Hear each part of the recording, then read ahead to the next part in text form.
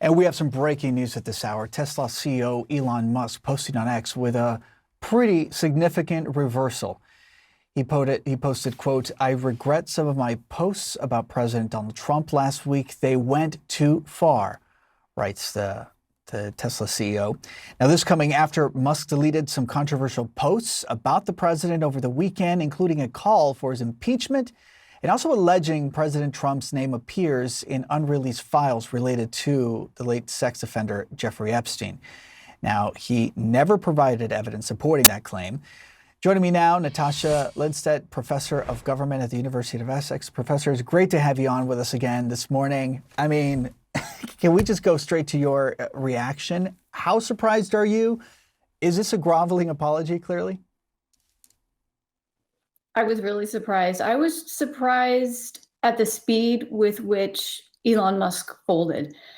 Because, he has a lot of power. He's the richest man in the world. And I thought that he was going to be more of a risk taker, and he was going to be a disruptor and a chaos agent, and would try to bankroll an opposition party or support anti-Trump Republican candidates in the 2026 midterms. Or he even threatened that he was going to decommission his Dragon spacecraft, but then he rescinded on that. But ultimately, all the threats that Musk poses to Trump are going to take a lot longer to bear fruit, because it would be really not until the 2026 midterms where they may start to feel this. But on the other hand, Trump could do a lot of damage to Elon Musk. You had the immediate damage or fallout from the Tesla shares falling by 15%, losing 150 billion in value. You also have the fact that Trump was threatening to cancel these government contracts that Elon Musk has across 17 different agencies, almost 100 different contracts worth $3 billion. And Steve Bannon was saying that Trump should investigate him, have him deported.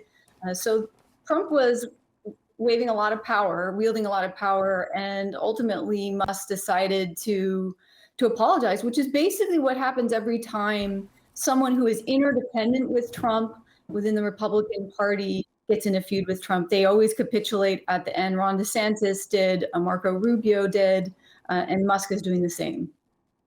I almost get a sense that this was a showdown, the power of social media versus the power of the U.S. presidency here. To your earlier point, you also spoke about the potential impact on the markets as well. What about the impact on the pending legislation, the so-called, as Trump describes it, his big, beautiful bill?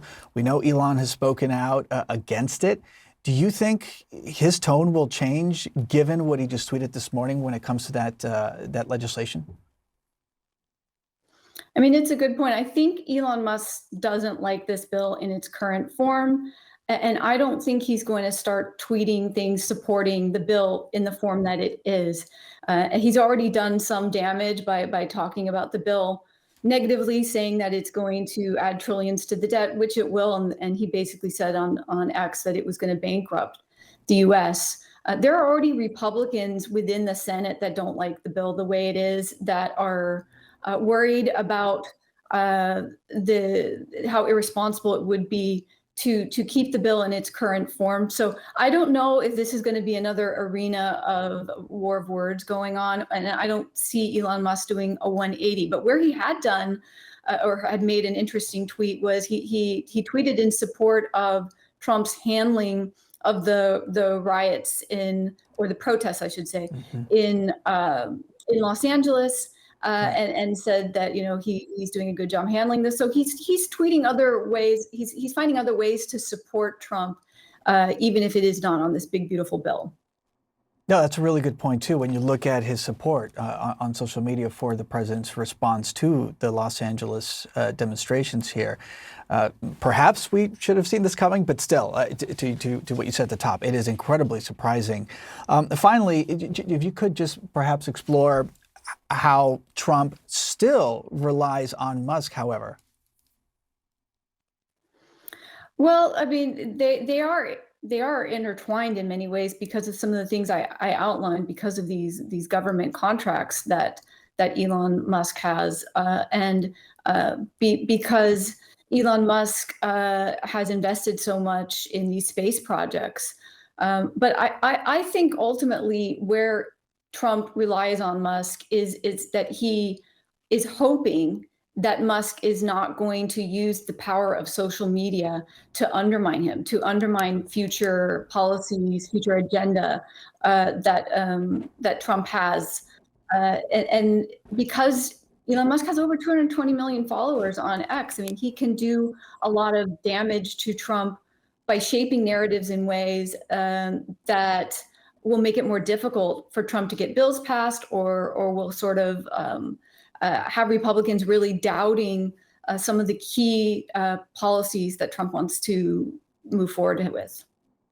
We cannot forget, ultimately, Musk still yields that power of social media and the power of potentially getting to Mars here, which has been, as we've heard from President Trump, a priority. Natasha Lindstedt, thank you so much for helping us digest these early morning tweets that have us all in a bit of shock this morning. We'll check back with you. Thank you.